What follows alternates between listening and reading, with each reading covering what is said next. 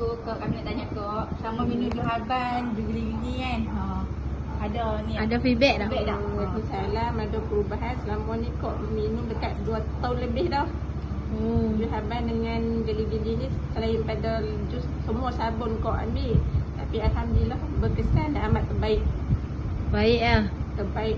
Ada rasa feedback yang best-best tak nak cerita?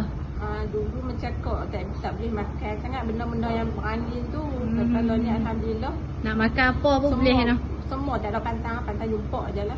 Makan. Selama doa amal dua haban ni lah. 2 tahun lebih dah kok jadi agent kat ni. Sebelum ni mak yang minum.